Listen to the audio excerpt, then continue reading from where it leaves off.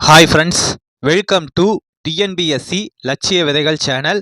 நம்ம சேஞ்ச் ஆன சிலபஸ் அடிப்படையில் டாபிக் வைஸாக நம்ம ஒன் பை ஒன்னாக வீடியோஸ் கொடுத்துக்கிட்டு இருக்கோம். அதன் அடிப்படையில் ஒரு 4 டாபிக் வந்து நம்ம கம்ப்ளீட் பண்ணிட்டோம். என்னென்ன? நாலடியார், நான்மணிக்கடிகை, பழமொழி 400, முதுமொழி காஞ்சி.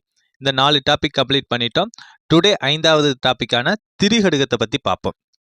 ஓகே, இந்த நோட்ஸ் எப்படி பேக் பண்ணியிருக்கோம் அப்படின்னா 6 முதல் 12ஆம் வகுப்பு வரைக்கும் இருக்கக்கூடிய ஓல்டு புக்கு, நியூ புக் இருக்கிறதெல்லாம் கவர் பண்ணி கொடுத்துருக்கோம். இதுவே ஒரு முழுமையான தொகுப்பு. இதை மட்டுமே நீங்கள் படித்தா போதுமானது. ஓகேங்களா? ஓகே, திரிகடுகம் இந்த நூலை பற்றி பார்ப்போம். திரி அப்படின்னா என்ன அர்த்தம் அப்படின்னா 3 அப்படின்னு அர்த்தம். கடுகம் அப்படின்னா காரம் அப்படிங்கிறத அர்த்தம். ஓகேங்களா? 3 விதமான காரமான மருந்து பொருட்களை கொண்டது தான் திரிகடுகம் அப்படின்னு சொல்லப்படுது. ஓகே, இது பார்த்தீங்க அப்படின்னா 14 கீழ்கணக்கு நூல்களில் ஒன்று. ஓகே, இதே போலவே மருந்தால அமைஞ்ச 2 நூல்கள் இருக்கு. என்னென்ன? ஏலாதி, சிறுபஞ்ச மூலம். இதையும் நம்ம அடுத்தடுத்த வீடியோக்குள்ள நம்ம பார்ப்போம். ஓகே ஓகே இதற்கான நூல் குறிப்பு என்ன அப்படின்னா, இந்த திரிகடுகம் வந்து 14 கீழ்கணக்கு நூல்களில் ஒன்றாக போற்றப்படுது. ஓகே, நமக்கு தெரியும் 14 கீழ்கணக்கு நூல்கள் சங்கம் மருவிய காலத்தில் இயற்றப்பட்டது. களப்பிரர் ஆட்சி காலத்தில் தான் அது இயற்றப்பட்டது. எந்த நூற்றாண்டு அப்படின்னா கிபி 3ஆம் நூற்றாண்டு முதல் 6ஆம் நூற்றாண்டு வரைக்கும் தான் அந்த களப்பிரர் ஆட்சி காலம். அப்போ இயற்றப்பட்டது தான் இந்த 14 கீழ்கணக்கு நூல்கள். ஓகே, இப்போ இந்த திரி அப்படிங்கிற அந்த ஒரு சொல்லுக்கான பொருள் என்ன அப்படின்னா 3 அப்படிங்கிறது தான். கடுகம் அப்படின்னா காரமான பொருள் அப்படின்னு. ஓகே, இந்த திரி அப்படின்னா 3 என்னென்ன? சுக்கு, மிளகு, திப்பிலி. ஓகேங்களா? 3மே காரமாக தான் இருக்கும். இதுதான் இந்த திரிகடுகம் என்ற வார்த்தைக்கு பொருள். ஓகே, இந்த திரிகடுகம் மொத்தம் எத்தனை வெண்பாக்களை கொண்டுள்ளது அப்படின்னா 100 வெண்பாக்களை கொண்டுள்ளது. ஓகே, திரிகடுகம்னா என்ன? சுக்கு, மிளகு, திப்பிலியால் ஆன மருந்துக்கு பெயர் தான் திரிகடுகம். இந்த மருந்தை உண்ட மனிதர்களுக்கு உடல் நோய் நீங்கும். அதை போலவே திரிகடுகத்தில் இடம்பெற்றுள்ள 3 கருத்துகளும், ஒவ்வொரு பாடலில் எத்தனை கருத்துகள் இடம்பெற்றிருக்கும் அப்படின்னா 3 கருத்துகள் வந்து இடம்பெற்றிருக்கும். அந்த கருத்துகள் வந்து மக்களின் மனமயக்கத்தை போக்கி தெளிவை ஏற்படுத்தும். ஓகே, திரிகடுகம் பாடல்களில் உள்ள 3 அறக்கருத்துகளும் கற்பாரின் மனதில் உள்ள அறியாமை ஆகிய நோயை போக்கி அவரை குன்றின் மேலிட்ட விளக்காக சமுதாயத்தில் விளங்கச் செய்யும். ஓகேங்களா? கற்பாரோட அந்த மனசில் இருக்கக்கூடிய அறியாமை எனும் இருளை வந்து போக்கி அவரை வந்து என்ன பண்ணும்? குன்றின் மேலிட்ட விளக்காக சமுதாயத்தில் மிளரச் செய்யும் நூல் எது அப்படின்னா திரிகடுகம் தான். ஓகே, இந்த திரிகடுக நூலோட கடவுள் யார் அப்படின்னா திருமால். இந்த நூல் வந்து எந்த சமயத்தை சார்ந்து எழுதப்பட்டது அப்படின்னா வைணவ சமயத்தை சார்ந்து எழுதப்பட்டது. 14 கீழ்கணக்கு வரிசையில் 3 அறக்கருத்துக்களை கூறும் நூல் எது அப்படின்னா திரிகடுகம். ஓகேங்களா? அதாவது இந்த திரிகடுக நூலில் ஒவ்வொரு பாடல்லையும் 3 அறக்கருத்துகள் வந்து கூறப்படுது. ஓகே, இப்போ உங்களுக்கு ஒரு கொஸ்டின். ஏலாதி. ஓகேங்களா? இந்த ஏலாதி அப்படிங்கிற இந்த நூலில் வந்து ஒவ்வொரு பாடல்லையும் எத்தனை அறக்கருத்துகள் கூறப்படுது அப்படின்னு தெரிஞ்சால் நீங்கள் கமெண்ட் பண்ணுங்க. அதாவது இந்த திரிகடுகம் அப்படின்னா என்னன்னா சுக்கு, மிளகு, திப்பிலி இந்த 3 பொருள் சேர்ந்தது தான் அப்படின்னு சொல்லக்கூடிய நூல் எது அப்படின்னா திவாகர நிகண்டு. அதுதான் வந்து சொல்லுது. ஓகே, நம்ம பார்த்தோம். மருந்தின் பெயரால பெயர் பெற்ற நூல்களில் ஒன்றான நூல் தான் திரிகடுகம். ஓகே, இந்த திரிகடுகத்தில் நம்ம எத்தனை பாடல்கள் இருக்கிறதா பார்த்தோம்? 100 பாடல்கள் இருப்பதாக பார்த்தோம். அதில் வந்து 66 பாடல்கள் வந்து நன்மை தருபவை அப்படிங்கிற ஒரு வைஸாகவும் 34 பாடல்கள் வந்து தீமை தருபவை அப்படிங்கிற ஒரு டாபிக் வைஸாகவும் பிரித்து கூறப்பட்டுள்ளது. 66 நன்மை தருபவை, 34 பாடல்கள் பார்த்தீங்க அப்படின்னா தீமை தருபவை அப்படின்னு பிரித்து கூறப்பட்டுள்ளது. ஓகே, நெக்ஸ்ட் வந்து இந்நூலோட ஆசிரியர் குறிப்பு பார்ப்போம். இந்த திரிகடுக நூலோட ஆசிரியர் யார் அப்படின்னா நல்லாதனார் அவர்கள் தான். இவர் எங்க பிறந்தாரு அப்படின்னா திருநெல்வேலி மாவட்டத்தை சேர்ந்த திருத்து என்னும் ஊரில் பிறந்ததாக சொல்லப்படுது. ஓகே, இவரை வந்து சிறப்பு பாயிரம் எவ்வாறு குறிப்பிடுது அப்படின்னா சிறு அடுதோல் நல்லாதான் அப்படின்னு வந்து குறிப்பிடுது. இதன் மூலியமாக இவர் என்னவா இருந்திருக்கலாம் அப்படின்னா போர் வீரராக இருந்திருக்கலாம் அப்படின்னு கருதப்படுது. ஓகே, நெக்ஸ்ட் வந்து பாடல் வரிகள் பார்ப்போம். பாடல் பார்ப்போம். தூயவர் செயல்கள். உண்பொழுது நீராடி உண்டலும் என் பெரினும் பால் பற்றி சொல்லா விடுதலும் தோல்வற்றி சாயினும் சான்றாமை குன்றாமை இம்மூன்றும் தூயம் என்பார் தொழில். ஓகே, அதாவது தூய்மை உடையவர்களோட செயல்கள் என்னென்ன அப்படிங்கிறது தான் இந்த பாடலில் வந்து சொல்லப்படுது. உண்பொழுது நீராடி உண்டலும், அதாவது நம்ம உண்ணும் பொழுது நம்ம உண்றதுக்கு முன்னாடி நீராடி குளித்து விட்டு தான் உணவை உண்ணணும் அப்படின்னு சொல்கிறாங்க. என்ன ரீசன் அப்படின்னா, ஒரு பழமொழியே இருக்குது, கூழானாலும் குடித்து குடி கந்தையானாலும் கசக்கி கட்டு. ஒரு கூழவே நம்ம குடிக்கிற மாதிரி இருந்தாலுமே குளிச்சுட்டு தான் உணவை உண்ணணும் அப்படிங்கிறது தான் தமிழர் மரபு. ஓகே, என் பெரினும் பால் பற்றி சொல்லா விடுதலும். என் பெரினும் அப்படின்னா, அதாவது எவ்வளவு பெரிய செல்வத்தை பெற்றாலும், ஓகே, பால் பற்றி அப்படின்னா ஒரு பக்க சார்பு, ஓகேங்களா, நடுநிலைமையிலிருந்து தவறி என்ன பண்ணக்கூடாது அப்படின்னா ஒரு பக்க சார்பாக பொய் சாட்சி சொல்லவே கூடாது. ஓகேங்களா, இப்போ ஒரு உதாரணம் பார்ப்போம். இந்த ஒரு நண்பர் இருக்காரு, அவருக்கு நானும் ரொம்ப க்ளோஸ் அப்படிங்கிற பட்சத்தில் நான் ரொம்ப க்ளோஸாக இருக்கிறோம். ஆனால் அவர் வந்து ஒரு தவறு செய்கிறாரு. அப்போ நான் என்ன பண்ணுறேன் அப்படின்னா, அந்த நண்பருக்கு சப்போர்ட் பண்ணி பேசக்கூடாது. எது சரியோ அதைத்தான் நம்ம பேசணும். அந்த மாதிரி ஒரு செல்வத்தையோ ஒரு சொத்தையோ கொடுத்தாலும் கூட ஒரு பக்க சார்பாக நடுநிலைமை தவறி சொல்லவே கூடாது. ஓகே, இரண்டாவது தூய்மையுடையவரோட செயல். மூன்றாவது தோல்வற்றி சாயினும் சான்றாமை குன்றாமை அப்படிங்கிறது. தோல்வற்றி அப்படின்னா என்னன்னா, தோல் சுருங்கி, சாயினும் அப்படின்னா அழியினும். ஓகே, சான்றாமை அப்படின்னா அறிவு ஒழுக்கங்களில் குன்றாது குறையாது இருத்தல். இந்த மூன்றுமே தூய்மையுடையவர்களோட செயல். ஓகே, அதாவது பார்த்தீங்க அப்படின்னா, உண்ணும் பொழுது நம்ம என்ன பண்ணணும் அப்படின்னா குளித்து விட்டு உண்ண வேண்டும். எவ்வளவு பெரிய சொத்தை பெற்றாலுமே நம்ம ஒரு பக்க சார்பாக நடுவு நிலைமை தவறி சொல்லாமல் இருக்க வேண்டும். ஓகேங்களா, நடுவு நிலைமையோட செயல்படணும்.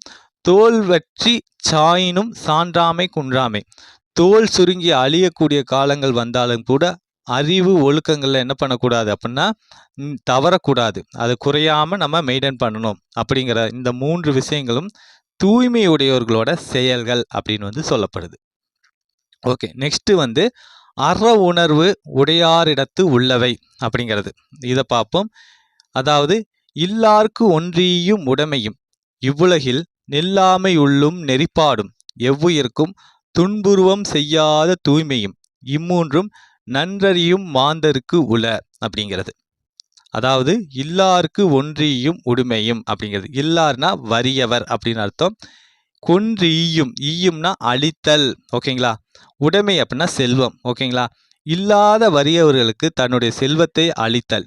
ஓகேங்களா, நன்றறியும் மாந்தருக்கு உள அப்படின்னா அறவழியில் நடக்கும் மாந்தர்களுக்கு உரிய மூன்று பண்புகளில் முதல் பண்பு என்ன? வறியவர்களுக்கு தன்னுடைய செல்வத்தை அழித்தல். ஓகேங்களா, ஓகே. இரண்டாவது பண்பா என்ன திரிகடுகம் சொல்லுதுன்னா, இவ்வுலகில் நில்லாமை உள்ளும் நெறிப்பாடும். ஓகேங்களா, நில்லாமை, இவ்வுலகில் நில்லாமை அப்படின்னா நிலையாமை அப்படின்னு அர்த்தம். ஓகேங்களா, நிலையாமை அப்படின்னா என்னன்னா, அழகா திருவள்ளுவர் சொல்வார் என்ன, நேற்று இருந்தவன் இன்று இல்லை என்னும் பெருமை கொண்டது இந்த உலகம் அப்படிங்கிறது. ஓகேங்களா, யாருமே வந்து ரொம்ப காலங்கள் வந்து இருக்க போகிறது அல்ல. ஓகேங்களா, இந்த ஒரு நிலையாமையை நம்ம அறிஞ்சு அந்த நல்வழி நிற்றல், நெறினா வழி. ஓகேங்களா, அந்த வழி நிற்றதும் என்ன அப்படின்னா நல்வழியில் நடக்கும் மாந்தர்களுக்குரிய பண்புகளில் இரண்டாவது பண்பு. ஓகேங்களா, ஓகே.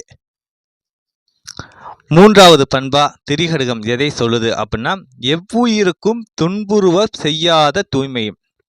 இந்த உலகத்தில் இருக்கக்கூடிய எந்த ஒரு உயிருக்குமே என்ன பண்ணக்கூடாது, துன்புறுத்தாத நிலையில வாழ்தல். இந்த மூன்றுமே அறவழியில் நடக்கும் மக்களுக்கே உரிய பண்பு அப்படின்னு வந்து திரிகடுகம் சொல்லுது. ஓகே, என்னென்ன அறவழியில் நடக்கும் மக்களுக்கே உண்டான பண்பு என்னென்ன? வறியவர்களுக்கு தன்னுடைய செல்வத்தை அளித்தல் ஒன்று. இரண்டாவது என்ன அப்படின்னா, இந்த உலகம் வந்து நிலையாமை அப்படிங்கிற ஒரு பண்பை கொண்டது. ஏன்னா வந்து நேற்று இருந்தவன் இன்று இல்லை அப்படிங்கிற அந்த நிலையாமை பண்பை கொண்டதுனால அதை அறிந்து இருப்பதை கொண்டு நல்வழி நிற்றல் அப்படிங்கிற இரண்டாவது பண்பு சொல்லப்படுது. மூன்றாவது பண்பா என்ன சொல்லப்படுது அப்படின்னா, இந்த உலகத்தில் இருக்கக்கூடிய எந்த ஒரு உயிருக்குமே துன்பம் செய்யாமல் வாழ்தல். இப்படிங்கிற மூன்று பண்புகளுமே அறவழியில் நடக்கும் மக்களுக்கே உரிய பண்பு அப்படின்னு வந்து சொல்லப்படுது. ஓகே, மூன்றாவது பாடல் புதரில் விதைத்த விதை அப்படிங்கிறது. முறை செய்யான் பெற்ற தலைமையும் நெஞ்சில் நிறையிலான் கொண்ட தவமும் நிறை ஒழுக்கம் தேற்றாதான் பெற்ற வனப்பும் இவை மூன்றும் தூற்றின் கண் தூவிய வித்து அப்படின்னு சொல்லப்படுது. வித்துனா என்ன பொருள் அப்படின்னா விதை அப்படிங்கிற பொருள். விதை வந்து வயல்ல போட்டோம் அப்படின்னா அது விளையும். ஓகேங்களா? அதே தூறு அப்படின்னா புதர்னு அர்த்தம். புதர்ல போய் நம்ம விதையை தூவணும் அப்படின்னா அது விளையுமா? விளையவே விளையாது. ஓகேங்களா? அதாவது தூற்றின் கண் தூவிய வித்தை போல பயனற்ற 3 விஷயங்களை பற்றி திரிகடுக பாடல் சொல்லுது. என்னென்ன அப்படின்னா முறை செய்யான் பெற்ற தலைமை, அறம் தவறாது செயல்படும் ஆற்றல் இல்லாதவன் பெற்ற தலைமை. ஓகேங்களா? இங்கே ஒன்றுமே வேணாம், ஒரு உதாரணம் கூட உங்கள் ரியல் லைஃப்பில் நிறையா உதாரணங்கள் பார்ப்போம். அதாவது தலைமை பொறுப்பில் இருக்கிறவங்க பெரும்பாலும் எப்படி இருப்பாங்க? அறம் தவறிதான் வேலை செய்வாங்க. ஓகேங்களா? நேர்மையான வழியில் வேலை செய்யக்கூடிய நபர்கள் வந்து ரொம்ப ரொம்ப குறைவு. இந்த மாதிரி அறம் தவறாது செயல்படும் ஆற்றல் இல்லாதவன் பெற்ற தலைமை தூற்றின் கண் தூவிய வித்தை போன்றது. இரண்டாவது என்ன அப்படின்னா நெஞ்சில் நிறையிலான் கொண்ட தவம். ஓகே, அதாவது ஒழுக்கம் இல்லாதவன் மேற்கொண்ட தவம்.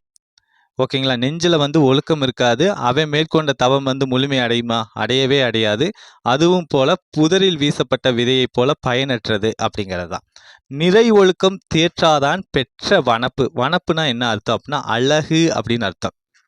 ஓகேங்களா? நிறை ஒழுக்கம் அப்படின்னா அதாவது மேலான ஒழுக்கத்தை கடைபிடிக்காதவன் பெற்ற அழகு.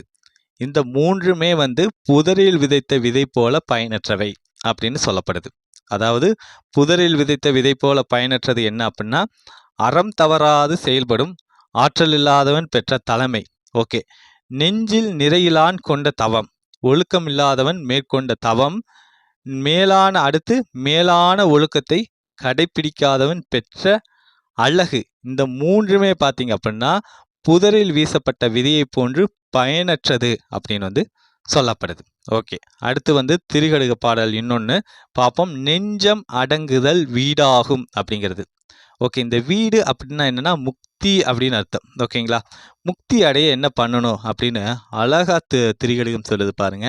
நெஞ்சம் அடங்குதல் அப்படின்னா நெஞ்சம்னா நெஞ்சில் எழக்கூடிய எண்ணங்கள், உணர்வுகளை என்ன பண்ணணும் அப்படின்னா அடக்கணும்.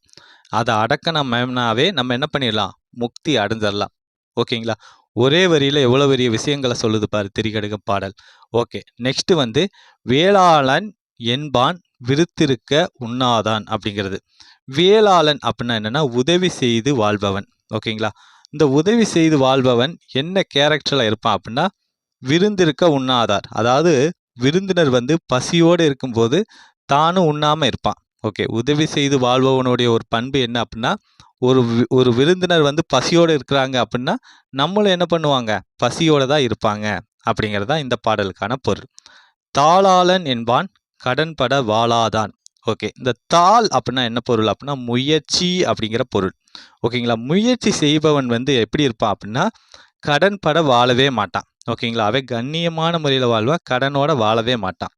அதுதான் இந்த பாடலுக்கான பொருள்.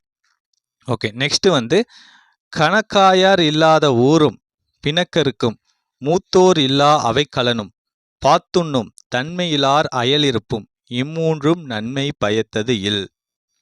ஒரு 3 விஷயங்கள் வந்து நன்மை பயக்காது அப்படின்னு வந்து சொல்லப்படுது. என்னென்ன அப்படின்னா கணக்காயார் இல்லாத ஊரும் அப்படிங்கிறது. என்ன கணக்காயார் அப்படின்னா ஆசிரியர், கல்விகளை கற்பிக்கக்கூடிய ஆசிரியர் இல்லாத ஊரும், பிணக்கருக்கும் மூத்தோர் இல்லா அவை கலனும்.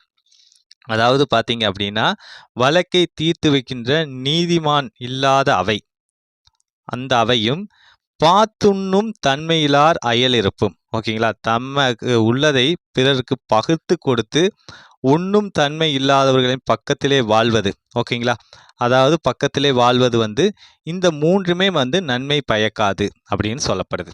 ஆசிரியர் இல்லாத ஊரு, வழக்கை தீர்த்து வைக்கின்ற நீதிமான் இல்லாத அவை, அதற்கடுத்து பார்த்தீங்க அப்படின்னா தமது உள்ளதை பிறருக்கு பகுத்து கொடுத்து உண்ணும் தன்மை இல்லாதவர்களின் பக்கத்திலே வாழ்வது, அயல் இருப்புனா பக்கத்திலே வாழ்வது. இந்த மூன்றுமே பார்த்தீங்க அப்படின்னா நன்மை பயக்காது அப்படின்னு திரிகடுகம் சொல்லுது.